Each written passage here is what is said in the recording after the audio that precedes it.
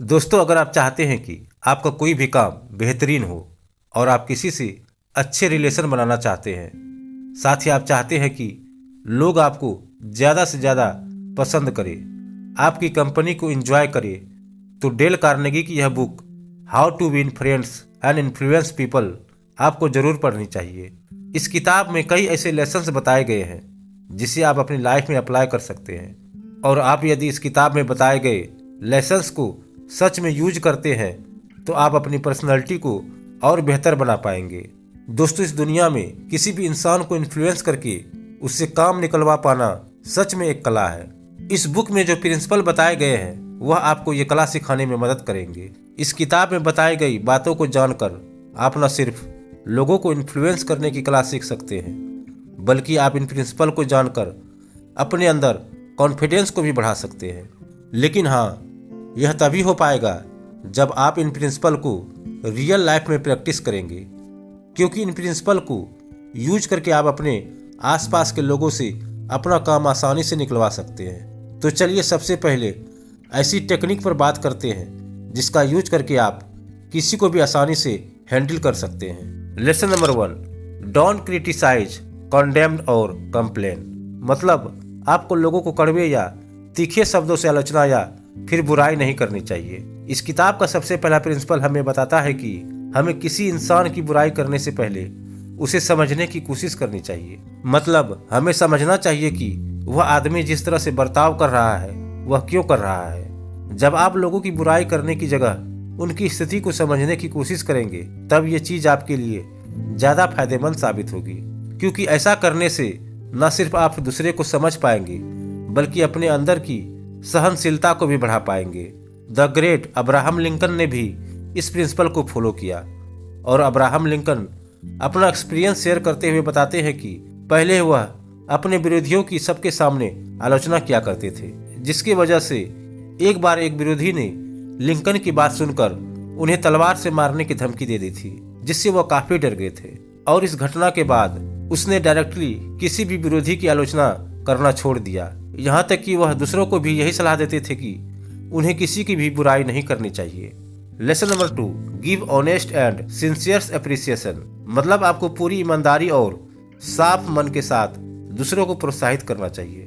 किसी भी इंसान से कुछ भी करवाने का एक आसान लेकिन बहुत ही फायदेमंद तरीका है उस इंसान की साफ मन से तारीफ करना, क्योंकि तारीफ सुनना हर किसी को अच्छा लगता है, और जब कोई किसी की तहे दिल से तारीफ करता है तो वह तारीफ उस इंसान के दिल पर अपनी गहरी छाप छोड़ जाती है। आपकी की गई एक तारीफ उस इंसान के दिल में जिंदगी भर याद रहती है। इसलिए जब आप उससे कुछ करने के लिए कहते हैं तो वह खुशी खुशी आपका काम करने के लिए तैयार हो जाता है। अगर मैं इस प्रिंसिपल को एक एग्जाम्पल के साथ समझाऊं तो एक बार एक कंस्ट्रक्शन साइट पर मैनेजर के कहने पर मजदूर उनके सामने सेफ्टी हेलमेट लगा लेते थे, लेकिन जैसे ही वह अपनी नज़र किसी काम से दूसरी जगह पर लगाते थे तो मजदूर अपना हेलमेट खोलकर निकाल देते थे, और मैनेजर को यह बात पता चल गई। इसलिए उन्होंने मजदूरों को हेलमेट लगाने के लिए फोर्स करने की जगह कोई दूसरा तरीका निकाला। मजदूरों को हेलमेट लगाने के लिए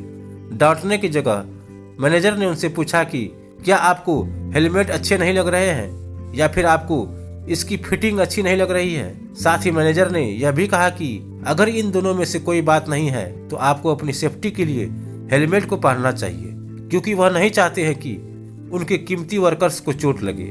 मैनेजर ने जब अपने मजदूरों को अपने लिए कीमती कहा तो मैनेजर की बातों को सुनकर मजदूरों ने रोजाना हेलमेट पहनना शुरू कर दिया, और मैनेजर की यह तकरीब काम कर गई। Lesson number 3, arouse in the other person an eager want. मतलब आपको दूसरे व्यक्ति के मन में उत्सुकता जगानी होगी। किसी भी काम को करवाने का सबसे अच्छा तरीका यह है कि आप उस काम को करने के लिए दूसरे को मोटिवेट कर दें। मान लीजिए आपके दिमाग में कोई बहुत अच्छी आइडिया आया है और आप चाहते हैं कि आप उस आइडिया पर काम करें, तो ऐसे में आपको दूसरे लोगों के सामने इस तरह से पेश करना होगा जिससे उन्हें बिल्कुल भी महसूस ना हो कि वह आइडिया आपका है, बल्कि उन्हें यह आइडिया अपना लगे। मतलब आपको अपने आइडिया को लोगों के दिमाग में पूरी तरह से घोल देना है, जिससे वो आपके आइडिया को अपना समझकर उस आइडिया में काम करने के लिए पूरी तरह से खुद को झोंक दे। बहुत से सक्सेसफुल लोग इस साइकोलॉजी का इस्तेमाल अपनी प्रोफेशनल लाइफ में करते हैं। इस प्रिंसिपल को समझाने के लिए डेल कार्नेगी अपना एक एक्सपीरियंस शेयर करते हैं। वह कहते हैं कि Brookline institute of arts and science के ब्रिलियंट स्टूडेंट के लिए वह एक बार अच्छे ऑथर्स को बुलाकर एक लेक्चर ऑर्गेनाइज करना चाहते थे, लेकिन प्रॉब्लम यह थी कि सारे ऑथर्स अपने काम में काफी ज्यादा बिजी थे। इसलिए डेल कार्नेगी ने 150 स्टूडेंट के साथ मिलकर एक खत लिखा और उन्होंने उन टीचर्स को भेज दिया जिसे कार्नेगी लेक्चर में बुलाना चाहते थे। जैसे ही ऑथर्स को यह लेटर मिली, वह अपना देश छोड़कर ब्रुकलेन चले गए। ऐसा इसलिए हुआ क्योंकि इस लेटर में 150 स्टूडेंट ने साइन किए थे और लेखकों से यह विनती की थी कि अगर वह यहाँ आकर उन्हें सिखाएंगे तो यह उनके लिए बहुत गर्व की बात होगी। इस तरह का लेटर पढ़कर तो कोई भी पिघल जाएगा। लेखकों के साथ भी कुछ ऐसा ही हुआ। तो ये थे कुछ प्रिंसिपल जिसकी मदद से आप अपने आसपास के लोगों को आसानी से हैंडल कर सकते हैं। आप इस बात को बिल्कुल भी नजरअंदाज नहीं कर सकते हैं कि लोग अक्सर ऐसे लोगों की मदद करते हैं या उन लोगों की काम करते हैं जिन्हें वह पसंद करते हैं। तो चलिए आगे के प्रिंसिपल में हम यह जानते हैं कि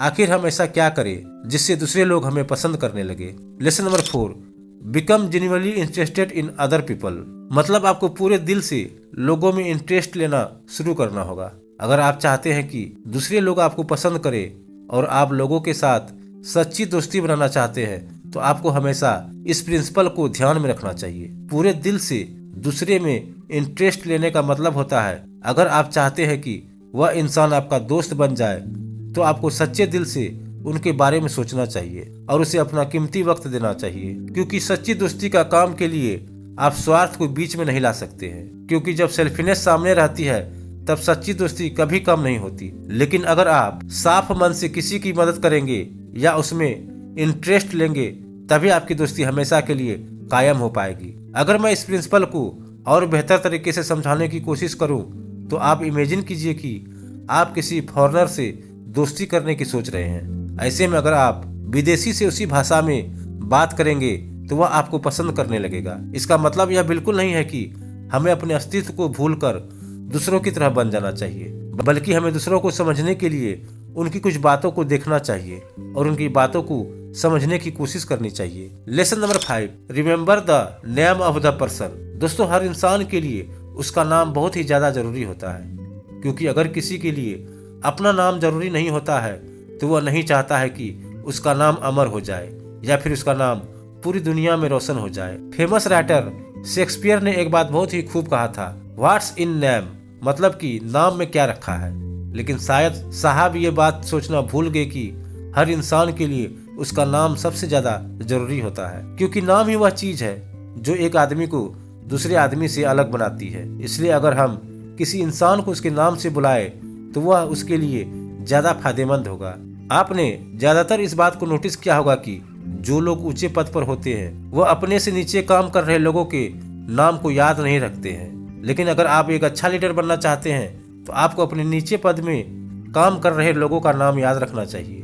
दुनिया के बड़े बड़े महान बिजनेसमैन जैसे टाटा इस बात को भली भांति समझते हैं और वह इस प्रिंसिपल को फॉलो भी करते हैं। Lesson number 6, talk in terms of other person interested. मतलब दूसरे इंसान के पसंद के हिसाब से बात करें। अगर आप चाहते हैं कि आप किसी इंसान से लंबे समय तक बिना बोर हुए बात कर पाए तो यह प्रिंसिपल आपको जरूर ध्यान में रखना चाहिए, क्योंकि जब आप इस प्रिंसिपल को ध्यान में रखकर अपनी बातचीत शुरू करेंगे तब आपको पता नहीं चलेगा कि कैसे आपने किसी से लंबी बातें कर ली। हम लोगों की आदत होती है कि जब हम किसी इंसान से पहली बार मिलते हैं तो हम उनसे अपने ही बारे में बात करने लगते हैं, जो कि एक बहुत ही गलत तरीका है। इसलिए जब भी आप किसी नए व्यक्ति से मिले तो आपको अपनी बात कहने के साथ साथ सामने वाले की बात को भी सुनना चाहिए। लिटरेचर के प्रोफेसर विलियम लियोन जब 10 साल के थे तब उनकी आंटी के घर में एक आदमी उनकी आंटी से मिलने के लिए आया था।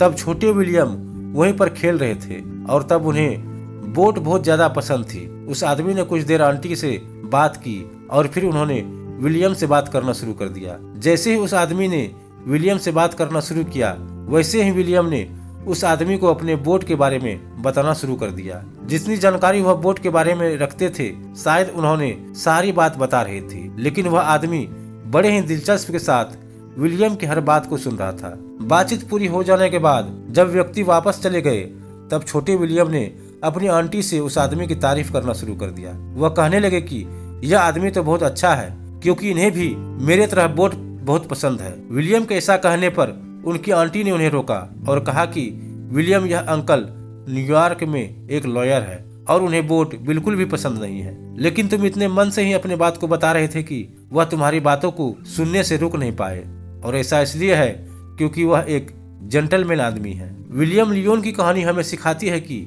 हमें हमेशा अपने बारे में ही बात नहीं करनी चाहिए, बल्कि कई बार हमें दूसरों की बातों को भी सुनना चाहिए कि आखिर वह क्या कहना चाहता है, क्योंकि दूसरों को समझने के लिए यह बहुत ही अच्छा तरीका होता है। सो आई होप कि यह बुक समरी आपको पसंद आया होगा। वीडियो पसंद आया तो वीडियो को ज्यादा से ज्यादा शेयर कीजिए, वीडियो को लाइक कीजिए, साथ ही हमारे चैनल को सब्सक्राइब जरूर कीजिए। फिर मिलते हैं एक नई वीडियो के साथ।